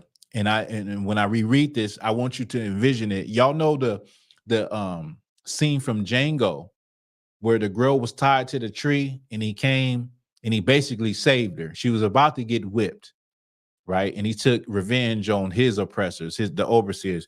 Remember how she was tied to the tree with her arms around the tree? Well, she was able to look in Django, but this sister said they would tie her head to the tree with her face facing the tree, so you couldn't move right or left. Okay, so I'm gonna just start. I'm just gonna start back. Okay, it says sometimes she tied our hands around the tree and tied our neck to the tree with our face to the tree, and they would get behind us with the cowhide whip with a piece of lead tied to the end. And Lord, have mercy, child, I shouted when I wasn't happy. All I could say was, oh, pray, mistress. That was our way of saying, Lord, have mercy. The last whipping old Miss give me, she tied me to the tree, and oh, my Lord, old Miss whipped me that day. That was the worst whipping I ever got in my life. I cried and bucked and hollered until I couldn't. I gave up for dead, and she wouldn't stop. I stopped crying, and I said to her, oh, miss, if I was you and you were me, I wouldn't beat you this way. That struck old Miss's heart. And I'm sorry. It says, that struck old Mrs. Heart, and she let me go. And she did not have the heart to beat me anymore. So she said, she was whooping her. She said, if I was you and you was me, I wouldn't do you this way. Basically, I wouldn't beat you this way. And that cut that white woman to her soul. And from that day on, she never whooped that sister again. She never put her, she never whooped her again. And what I what I think about when I read this story is that our people are so compassionate and so forgiving, and we are a people that you can do the utmost disrespect to us. You can hate us for the color of our skin and treat us inhumanely, and we will still stand up for you and still look at you with compassion and try to fight for you and believe that you feel the same way too. You know, that's something that people don't see in Black people. We are the most compassionate and forgiving. Let's just say forgiving.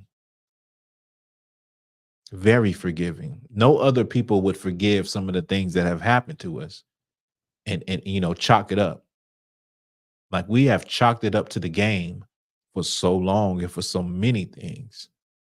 We chalk it up. Like, you know what? It is what it is. I'm still going to work hard. I'm still going to try. I'm still going to live my life. We're very resilient, and we are God's chosen people because of that. It's absolutely evident and true that you have to have God inside you to be a people. How people that have been treated like us and still are able to grow, to survive, to become great, and to try to look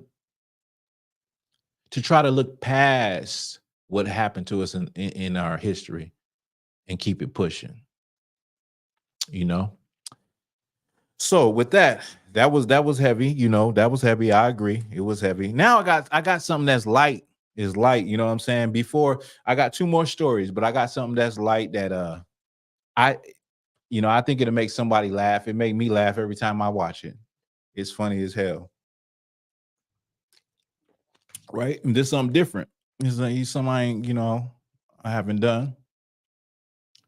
Now, this is a video on Instagram that I came across, and it was just funny to me. And there's some things in there I want to talk about. So let me just screen share, and we're gonna get to it. Okay.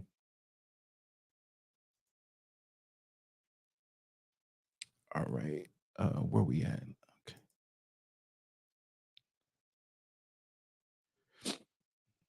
Okay. Can I?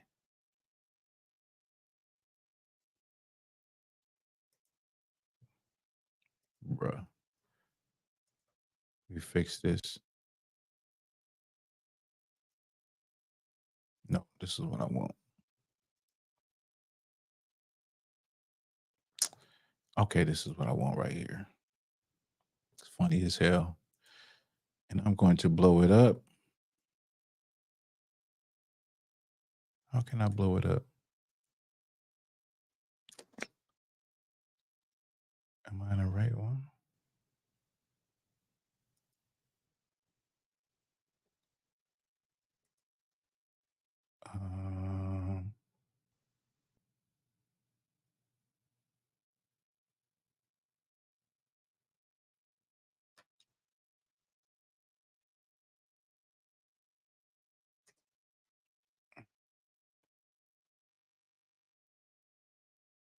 Don't give me the opportunity. Just give me some time.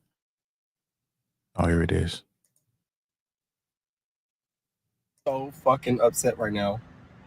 I have a flight booked to Puerto Rico tomorrow morning at 9 a.m. And I just got my hair cut.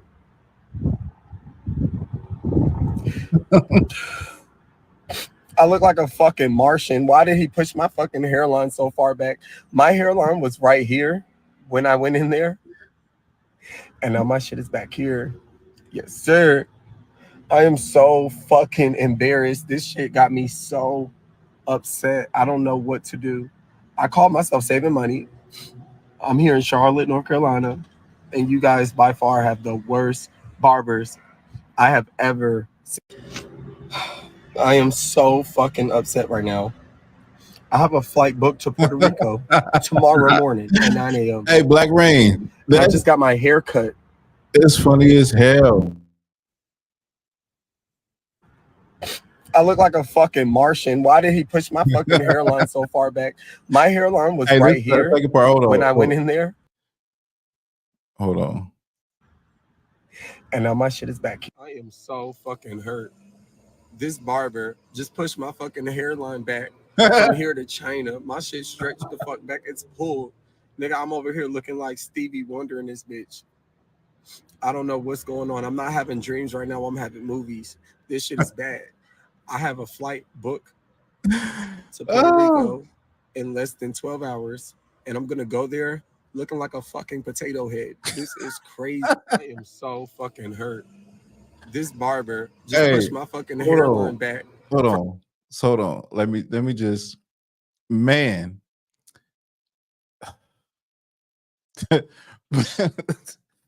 Like, the thing is, though, it's funny. It's super funny, but I'm like, this brother came. He's tearing up.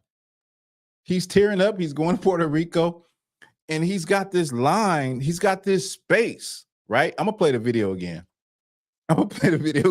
Like, but he got this space though, like this much space. You know what I'm saying? And then you can see where his line is like going, like at an angle across his forehead. But he's on there. He's crying, and I'm like, damn. The zest that's coming off of this brother is like, salt coming off of some French fries.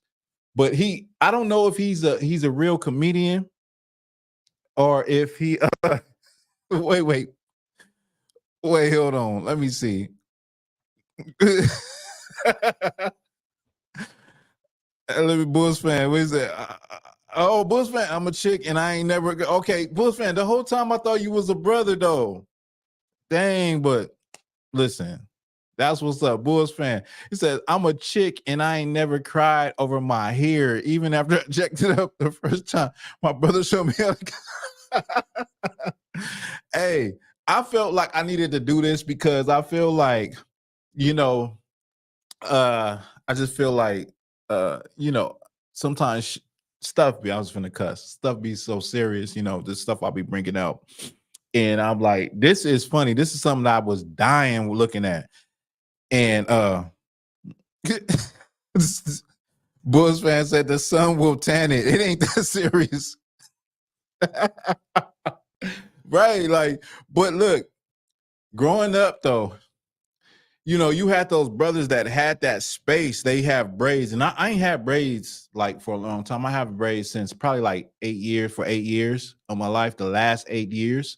But you have brothers like that had their hair like, what was it like? I think it was like B2K they started that trend where you had like this much space of hair, then the braids start, and you have an edge up. Right, this brother right here, man. That's why I said, is this real? Because I couldn't imagine. I remember when I used to get my hair cut, and the barber might mess your hair up, and you be hot in the inside, but you don't be hot enough to where you're gonna cry. You know what I'm saying? And now I'm talking about in high school. We used to go to the barbershop in high school, but this is a grown man, obviously, and he's crying. He going to Puerto Rico. He's crying. And I laughingly said, like, they can do some of that black stuff and, fill in, spray it, that black crap they do on the head. But the problem is that might just melt when he's sweating, roll down the head. You know what I'm saying?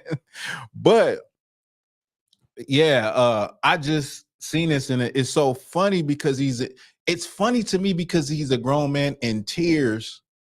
And then it's like what he's saying is so funny. And it's so funny that I'm like, is he a actual comedian? Is he playing? Or is this really serious? If it's serious, it's hilarious as hell. It's hilarious as hell. So let me play this one more time.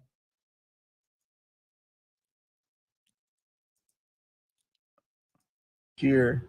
Yes, sir. I am so fucking embarrassed. This shit got me so upset. I don't know what to do. I call myself saving money. I'm here in Charlotte, North Carolina, and you guys by far have the worst barbers I have ever seen. I am so fucking upset right now. from here to China. My shit stretched the fuck back. It's pulled. Nigga, I'm over here looking like Stevie Wonder in this bitch. I don't know what's going on. I'm not having dreams right now. I'm having movies. This shit is bad. I have a flight booked to Puerto Rico in less than 12 hours, and I'm going to go there looking like a fucking potato head. This is crazy. Yeah, man. That is funny as hell. So yeah, I just wanted to lighten the mood, you know what I'm saying? Something different, something, I like funny stuff. Everything ain't all serious.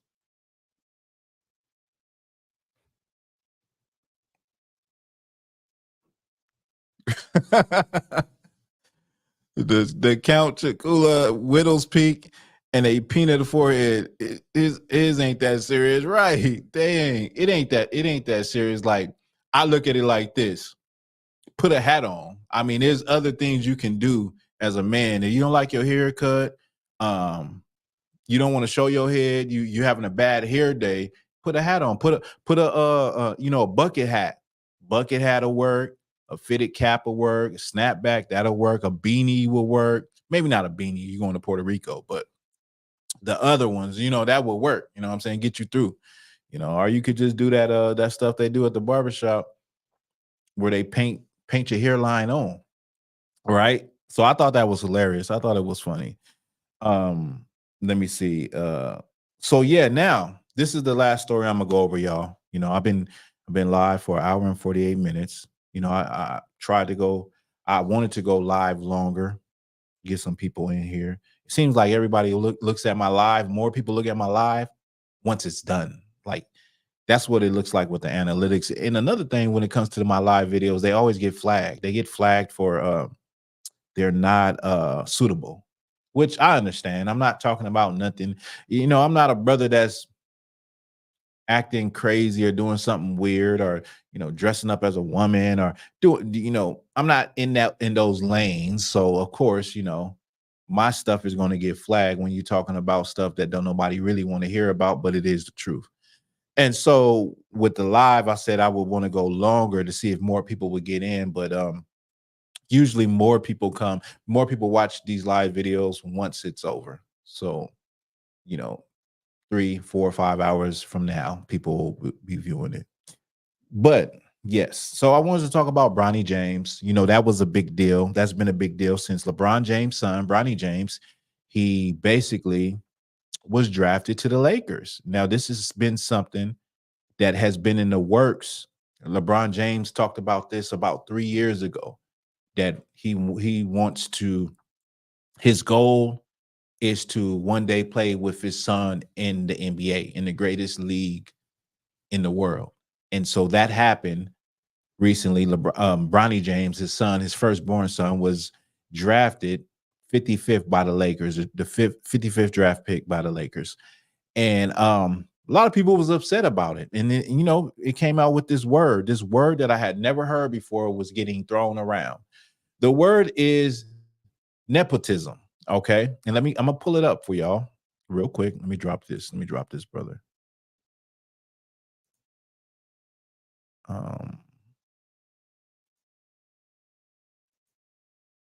So the word is nepotism. The word is like, it's like, the internet has this crazy way, especially in the Black community. Like, when a new word comes up, everybody is saying it, like misogynistic or narcissist. Now it's nepotism, and this word was getting thrown around that I never heard. And I admit that I'm not the smartest person in the world. I know a lot of things, but there's a lot of things I don't know, and I'm always willing to learn. Okay. But this is the word nepotism. And let me look at the comments real quick. It says politics is nepotism. You are right. Hollywood is nepotism. Right, Bulls fan. Right. Exactly. I don't want to chop up your name, but peace to you, brother. It says Mr. Ragish neighborhood. Peace to you also. And thank you for that, Bulls fan. Um, it's only a problem when black men do it. Woo, that's hardcore. That's right. That's true. Nepotism definition. Because I immediately, when I heard the word and getting thrown around, I went to the dictionary because I never heard the word. And it says favoritism as in appointment to a job based on kinship. Kinship, kinship, kinfolk, your peoples, your friends, your family, kinship. Okay. Um, and so that's what nepotism meant, because everybody is mad at LeBron James because basically they're looking at it like LeBron James, his son is only in that position and got drafted because of his father, because of LeBron James, because LeBron James is making moves. So he wouldn't be there. And then they said, well, there's a lot of other people in the draft that didn't get drafted that were actually better than Bronny James, that had better, point percentages. And, it was just an overall better player on statistics, on paper. And so people are upset. And a lot of this actually, before we talk about the black community, a lot of this actually was spurred by Caucasian men, analysts and stuff that are looking at this. So that whole thing was spurred by them. But black people actually are upset also at LeBron James, or they're saying, well, he wouldn't be there. His son wouldn't be there if it wasn't for him. And the fact that LeBron James basically kind of like talked this into existence. He said this about 3 years ago, that he would want to play with his son. Let me stop this screen. Let me put this up real quick. It says, utilizing one's cultural and possible familial connections as a resource for fortifying a corporation, company, or business, personal wise. Thank you for that. Thank you for that, Mr. Ragish's neighborhood. Thank you. And I hope I'm saying it, pronouncing it the right way. Definitely. So you're using your connections, and this is something that this is in the history of the world, that people use their connections to connect their children or bring their children up. And I'm gonna go over some examples, but let me pull up this real quick and just, since we're talking about LeBron James, this is him and Bronny James. You know what I mean? Now, he's not as tall as his father. He probably not as good as a basketball player as his father. When his father came out of high school, he definitely didn't come out of high school. He went to USC, I think, for 1 year. But his father was able to open a door so that he could actually not only get in the NBA, but get on one of the storied franchises of the NBA, one of the most historical. I say that Lakers is probably the number 2. That Black Rain said that is what Italy is all about. True facts. Now, like I was saying, I think that Lakers is probably the number 2 or top organization. I would say I think the Celtics might have more championships in their banners than the Lakers. I don't know. Somebody can correct me on that. I don't know. But he was able to get his son on the Lakers, the Lake Show. It's like let's just, okay, you can play anywhere in the NBA, but if you're playing in LA, that's like all the spotlights is on you. You know what I'm saying? That's where everybody is looking at a Laker game. And even if even if it doesn't work out, you still are a viable option for a lot of other teams to go to their team coming from the Lakers program, right? But he was able to do that. And black people, which is surprising, are mad at LeBron James. One more. Celtics got 18, Lakers got 17. Okay, so we'll just say the Lakers then. Thank you for that, Bulls fan. We'll just say that the Lakers are the top franchise, because even though the Celtics got 18, the Lakers are far more popular. They're far more popular. You know what I'm saying? So we'll say the Lakers is the number 1 franchise in the league just because of the star power in LA and not because of the actual numbers, the rafters, the banners in the rafters. We'll say it because of the LA and Hollywood. It's more star power in LA on the West Coast. We'll just say it because of that. You're around more celebrities are sitting around courtside seats and all of that stuff, right? So the spotlight is really on you even if you're just a bench player, okay? But LeBron James was able to do that, and black people are upset at that. They're mad that, because of his connections, because of him putting in a good word, that it's an unfair advantage. And that some kid out of the hood that is better than his son should have got drafted. But here's the thing, as fathers and as mothers too, wouldn't you want to open doors for your seed? If you are a mother, I work with a sister. Now, the company I work for, which is Amazon, there was a sister that worked security. And she was a supervisor, and she had opened a door for her son to get into the company, the security company. I seen this with, from firsthand experience from a woman. Now, we know as men, if you're in a good position, you want your kids, your sons to follow in your stead. You want them to follow you. Much respect to you, Mr. Rogish neighborhood. Right, Black Rain 303. We don't know the game. We don't understand the game, but the game is being played right in our faces every day. And we're looking at these corporations and we're looking at these companies like they're independent. No, these are passed down. These exist because of nepotism. They exist because of nepotism. They exist for the same reason that Bronny James is in the NBA, because of his father. You look at let's just think about it. Look at Walmart. Walmart is a company that is a family business. It's a family company. Am I correct? I think I think it might be they've called the Waltons. Well, Walmart is a family company. All of these companies come from family lines. Some of them end up turning into corporations with other investors and other people, but most of these companies are passed down. They're family oriented. They bring everybody in. Who's the owner? The owner for what's that? The Cowboys, Jerry Jones. He got all of his kids in there. All of his kids, sons and daughters, is a part of the operating team. Like they're up there, the corporate office or whatever, the main office. He got all his kids up in there. When you look at the politics, the brother said politics. He said, Black Rain, I think you said politics earlier. Politics. They was just talking about it in the class yesterday where we're talking about Biden, his son, Hunter Biden. He was, he doing cocaine, but he brought his son up into the politics. He opened doors for his son.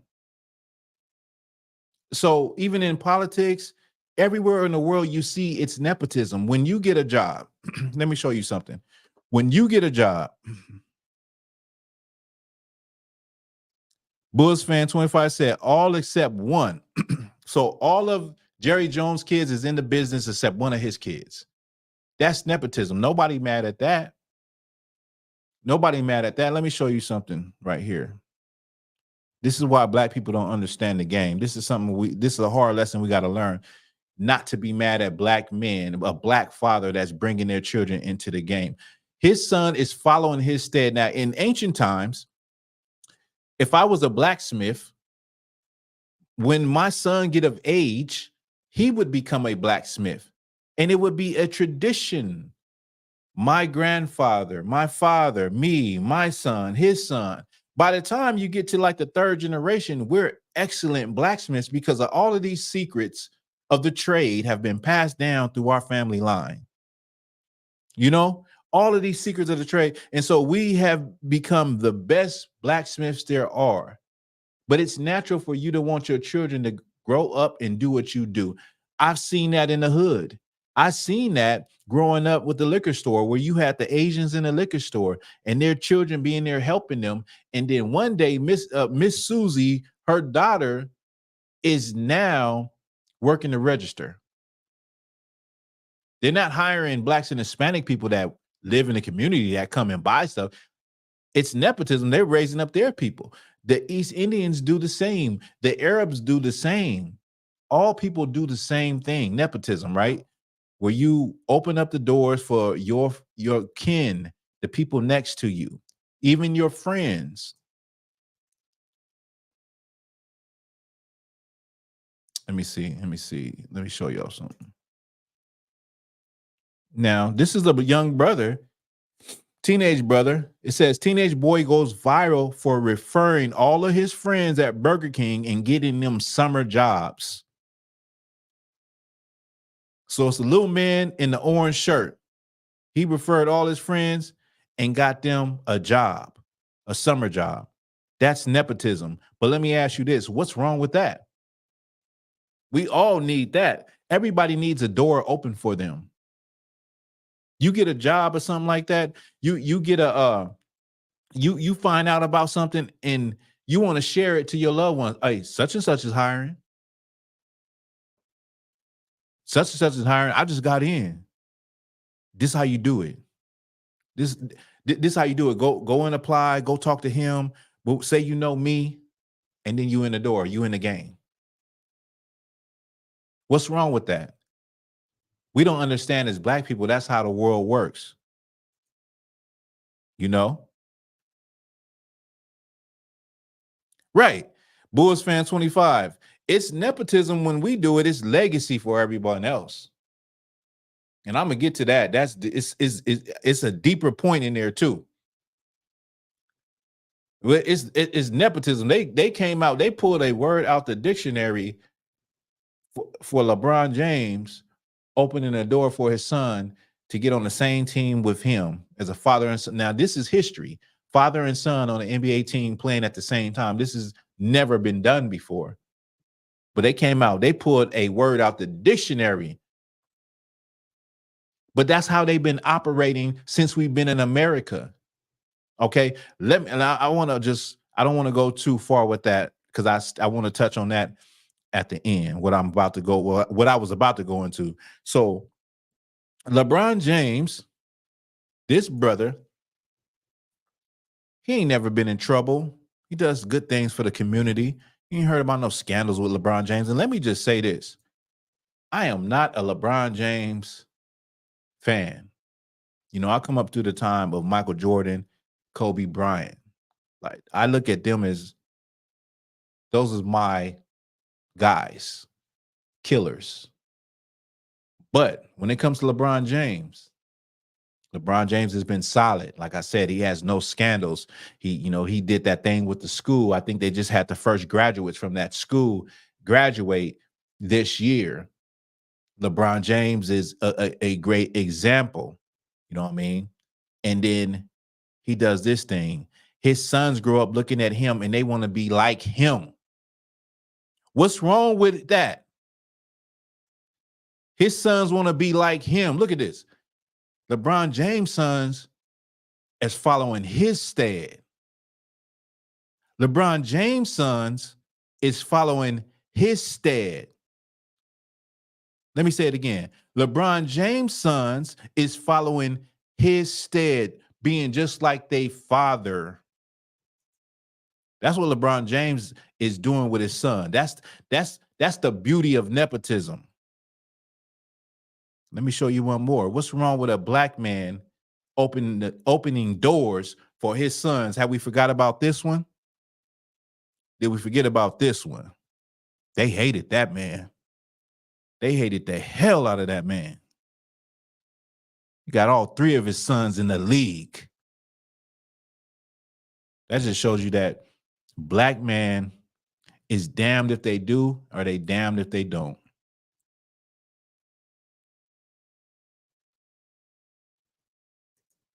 Let me see.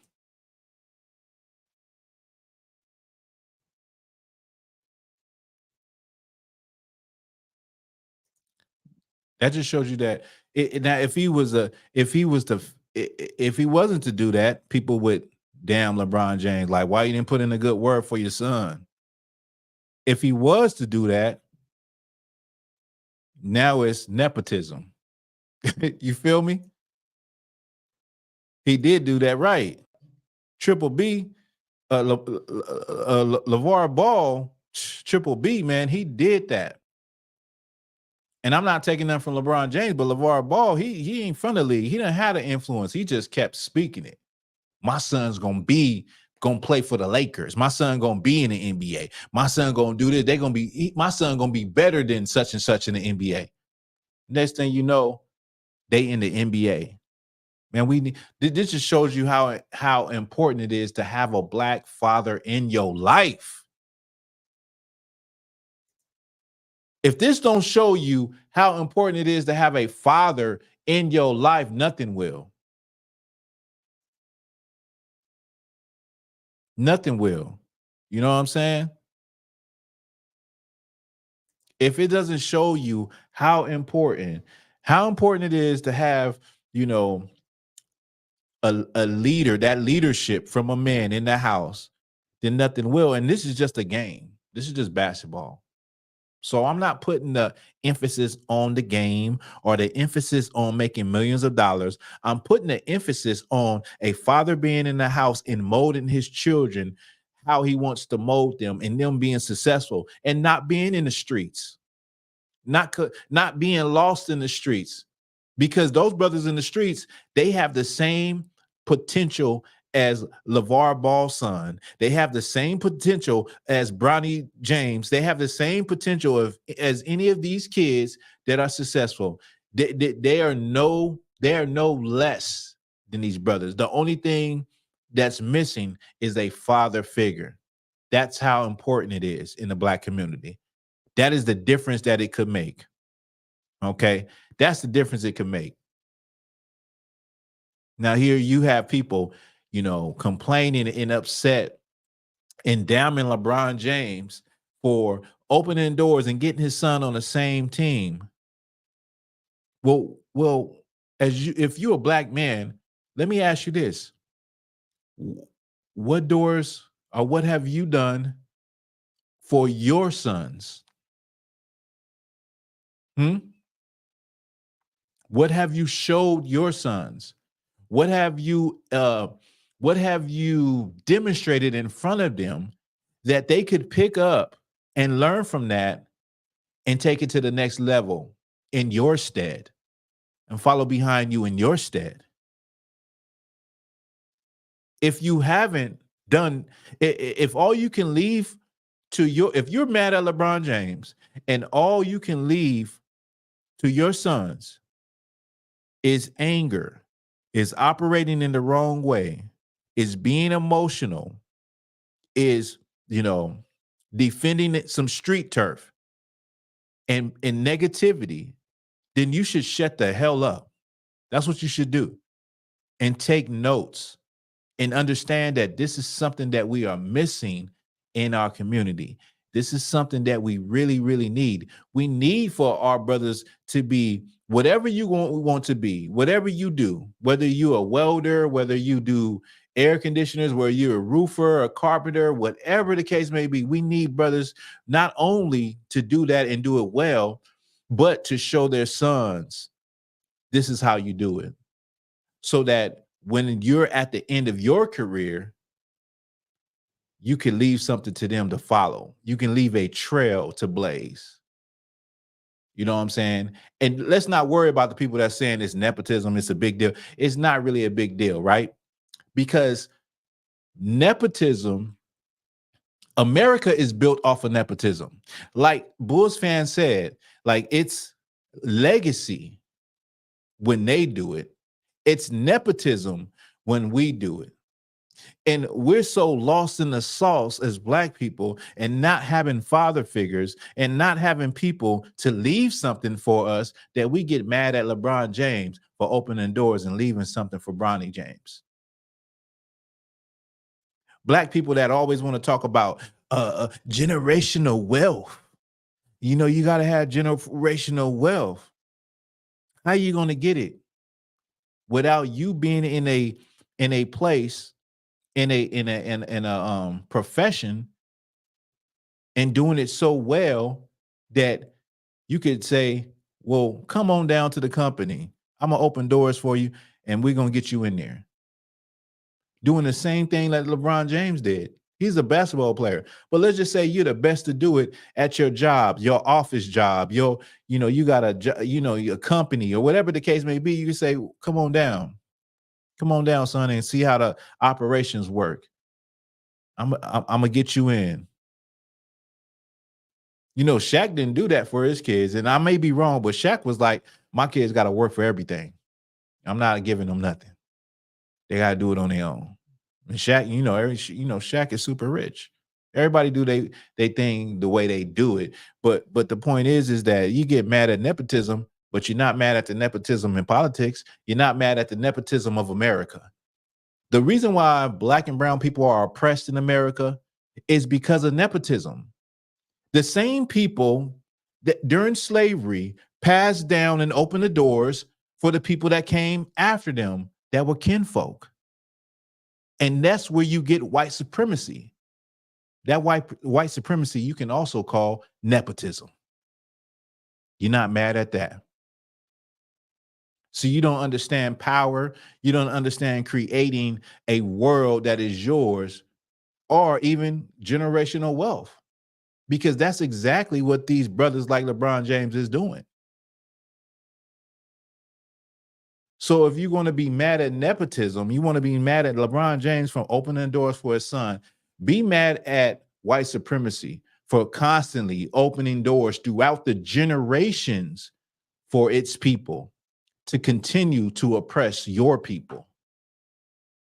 For politicians to continue to open doors for their kinfolk and their people and make it so hard for you to even get up in there.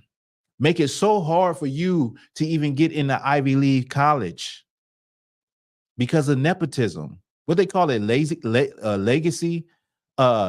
students, where if your parents went to this college, you are automatically is guaranteed a spot to go to the college. At these Ivy League colleges, to where they have to make up programs like affirmative action for a minority to even get in there, even though they are qualified. Let me see. Says he would have been all kind of deadbeats, right?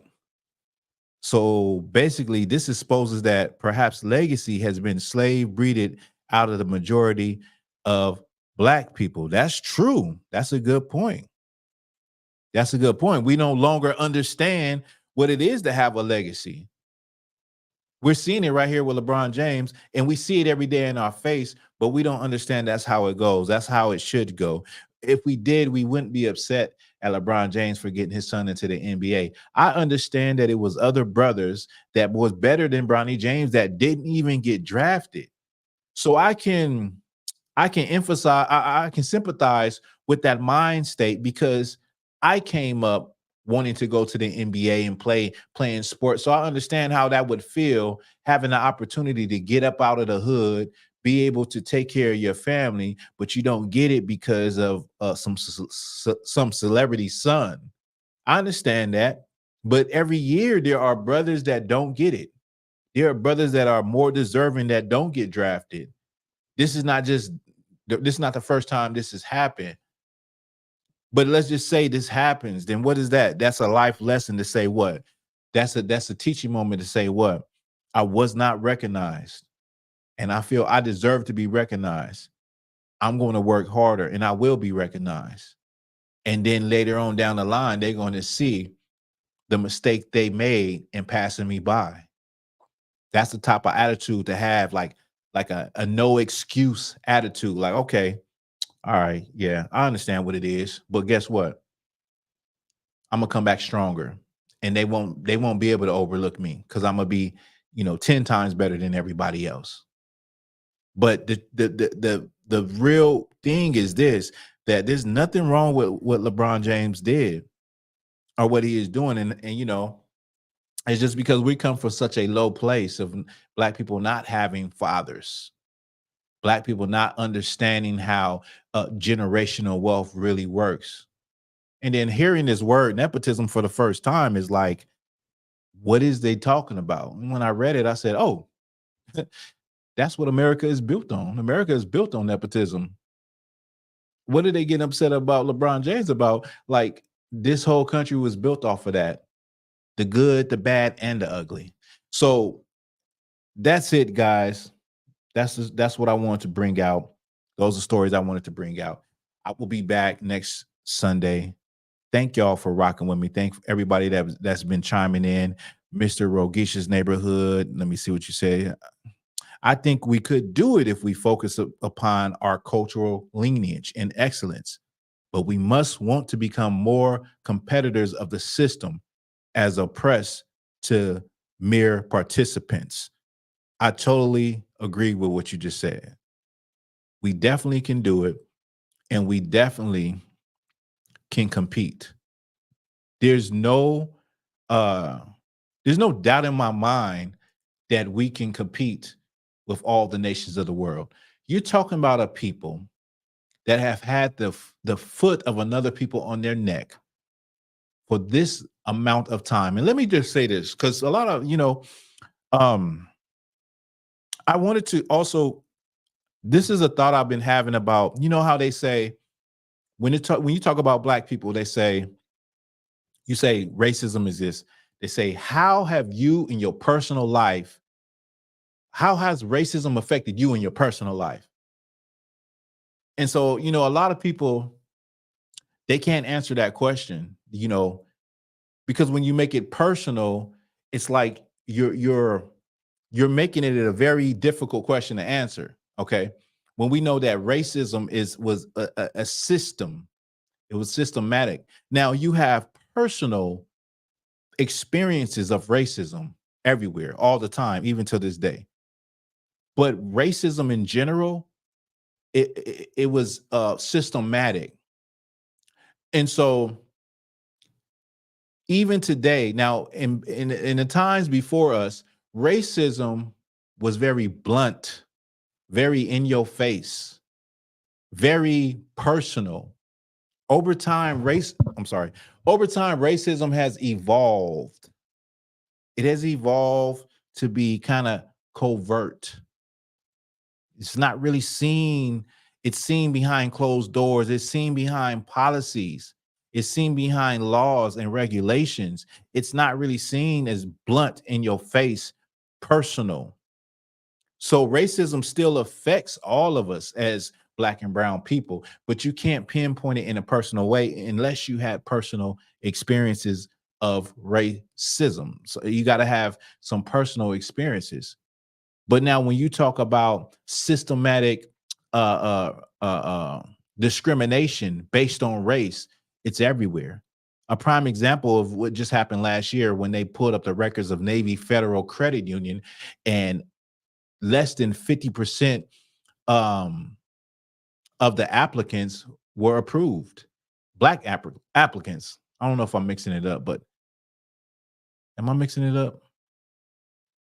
75% of white applicants were approved, while less than 50% of Black applicants were approved for no apparent reason. The Black applicants were eligible, had all their finances in order. Why they were not approved, nobody could say, but it was looked at as racial discrimination.